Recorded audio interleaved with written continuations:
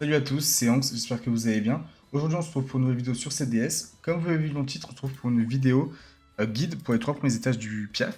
Je sais que le Piaf est une bête que normalement les 3 quarts des personnes sont capables de passer aujourd'hui. Mais je voulais faire une vidéo qui vous présente une team qui selon moi est assez free-to-play friendly.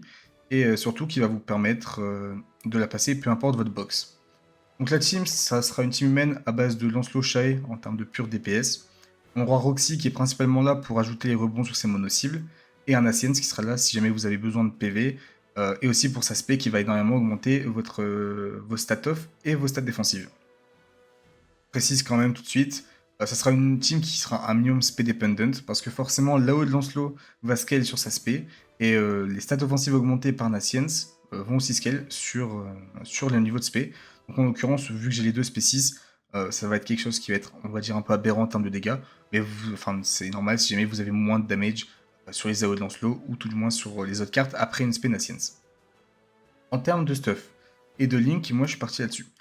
Je suis parti sur l'attaque DCC sur mes 3 DPS principaux, donc Lancelot, Shae et Roxy.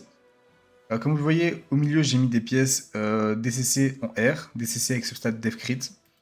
Globalement, pour des comptes assez évolués, ça sera inutile, vous pouvez très bien passer avec un stuff classique. Mais disons que pour ceux qui ont une plus petite box, je conseille de mettre du DCC Def Crit en dessous pour avoir un peu plus de tankiness. Et Nasciens, du coup, à qui on va mettre un stuff HP Def Crit, pareil, la Def Crit pour la tankiness.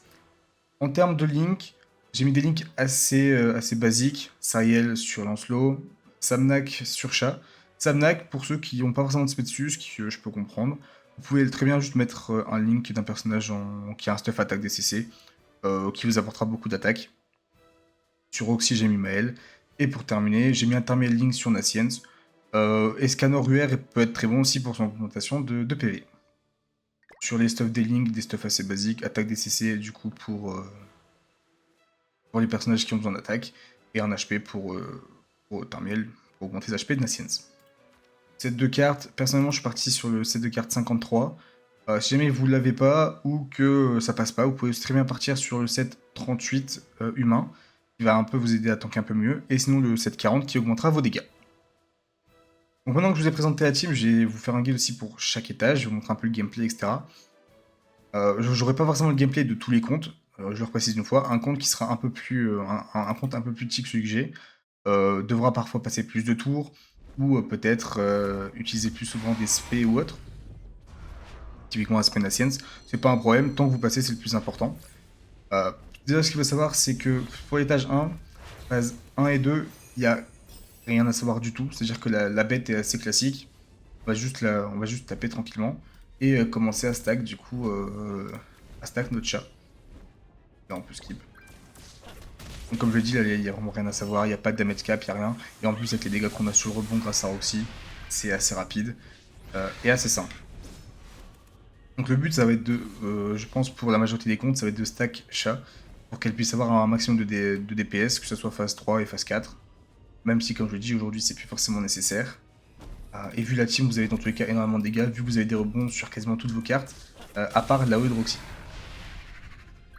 Donc n'hésitez pas aussi, comme je vous l'ai dit, en fonction du temps que vous passez, etc., à utiliser des heals Nassiennes, que ce soit pour stack son passif ou même pour aller chercher sa spé, pour vous aider, etc. Ça ne va pas être un problème.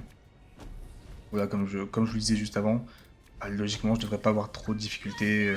Le Piaf a pris quand même énormément de nerfs, surtout depuis la sortie de l'étage 4. Donc voilà. Phase 3 et 4, la seule petite chose à savoir, c'est que la bête va avoir un damage cap de 50%. Donc comme vous l'avez vu, j'ai pas pu le one-shot tout à l'heure. 50% honnêtement, avec le rebond, il suffit juste de mettre 2 ou 3 cartes en général pour que ça passe. Donc là, pour finir, moi je vais partir juste sur 2 mono-cibles. Et on va mettre par exemple une AOE et derrière mono-cible, logiquement ça devrait passer. Là on va lui enlever 50%, on va lui enlever encore des dégâts avec le rebond. Et notre chat devrait terminer juste derrière, voilà. Donc bon, forcément, étage 1, la bête est très vieille, pas trop de difficulté pour la passer. Pour l'étage 2, honnêtement, ça reste assez simple. Il n'y a pas grand chose de plus à savoir. Sauf que là, cette fois-ci, le damage cap elle est présent sur tout l'étage. Donc le damage cap est aussi à hauteur de 50%. Il est présent sur tout l'étage. Donc c'est, on va dire, un peu le seul problème, c'est que forcément, il faut mettre au moins 2 cartes. Même si, voilà, honnêtement, ça va pas non plus prendre beaucoup plus de temps. le passer. En termes de play, comme je l'ai dit tout à l'heure, c'est à peu près la même chose. Et sur en général des mono-cibles. Si vous voulez, vous pouvez jeter vos cartes, parce que typiquement la carte chevalier bonus de chat, vous n'en avez pas forcément besoin. Là où Roxy, c'est une carte qui forcément a pas de rebond, donc vous la voulez le moins possible. Mais sinon, en général, le reste, vous pouvez garder. Essayez de garder vos heals Nassiennes, pour ceux qui ont en tout cas plus de difficultés pour le passer. Vous gardez vos heals au bon moment. Et sinon, à part ça, bah voilà, il n'y a pas grand chose d'autre à savoir. C'est un peu autoroute, quoi, surtout aujourd'hui. Là, avec la main que j'ai eu une très très bonne main. Pour aller chercher tranquillement l'aspect sur Lancelot. Après, voilà, comme je l'ai dit tout à l'heure, en ayant forcément Lancelot Spé6, j'ai aussi quand même beaucoup moins de difficultés. Comme vous avez vu, le Piaf aussi, phase 2, a un petit revive. Bon, globalement, c'est pour ça qu'on utilise Roxy, c'est pour les rebonds. Damage 4 de 50%, donc plus le rebond, donc faut mettre 3 cartes pour le tuer. Comme vous l'avez vu, il la régène avec une partie de sa vie, mais c'est une partie tellement infime que vous le tuez soit sur un rebond, soit sur la prochaine carte. Donc là, on a nos spé. Honnêtement, on va les garder, ça vaut pas forcément le coup de les mettre maintenant. On va juste se débarrasser un peu, on va un peu vider notre main. Mais donc voilà, comme je vous dis, aujourd'hui le Piaf. Je voulais quand même faire une vidéo guide pour tout le monde, mais en théorie, vous ne devriez pas avoir de problème à passer la bête. Je précise aussi que cette team ne marche pas pour l'étage 4. Du moins, je ne l'ai pas forcément essayé, mais par rapport aux conditions qu'on a besoin à l'étage 4, elle ne devrait pas marcher sur l'étage 4. Donc c'est vraiment une team si jamais vous voulez farmer vos reliques si vous n'avez pas terminé, ou farmer la ressource très rapidement, parce que comme vous voyez, c'est une team qui va très vite. Donc là, pour finir, on peut bien sur plusieurs spé. Je précise, même si je pense que beaucoup de gens le savent, Lancelot, pour que son AOE fasse un rebond, il faut quand même que vous ayez d'abord mis la marque sur la bête. Donc là, pour la mettre, il suffit de mettre une mono-cible.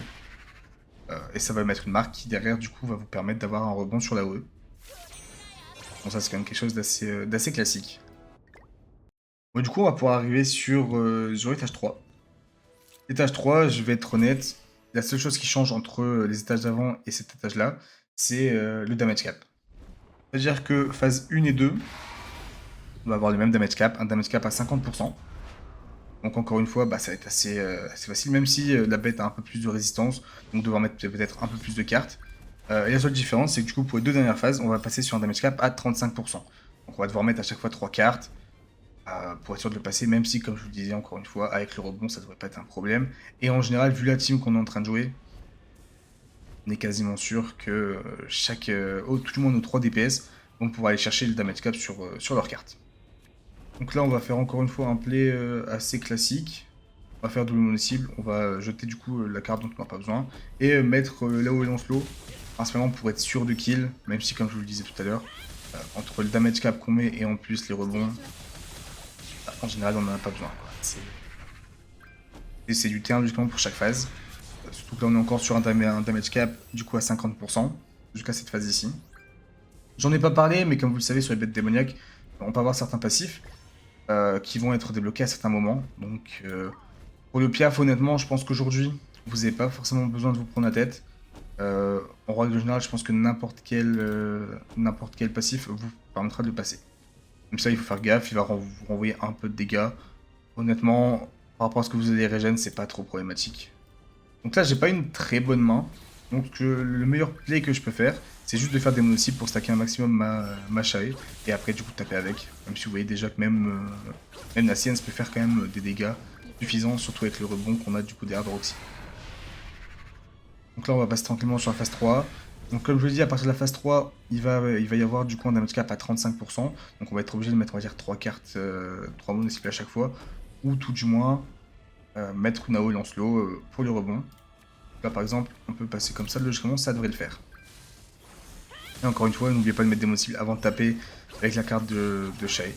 Parce que du coup ça va la stack un peu plus pour être sûr qu'elle damage cap. Parce que en fonction de votre compte, s'il peut être possible qu'elle ne va pas chercher de damage cap sur chaque attaque.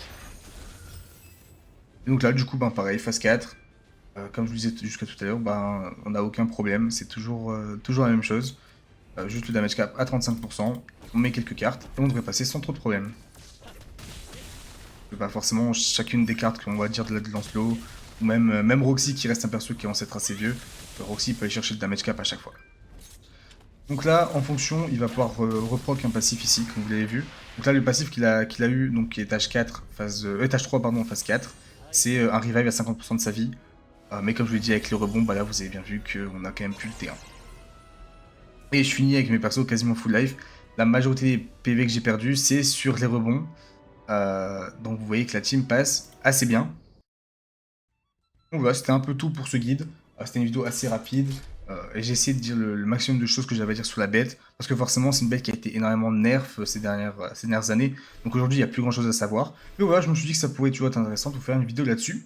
En tout cas, si la vidéo elle vous a plu, n'hésitez pas à vous abonner et à laisser un like. Et si jamais vous avez des questions ou même des suggestions pour des futures vidéos, n'hésitez pas à me le dire en commentaire. Je vous souhaite une bonne journée. Tous.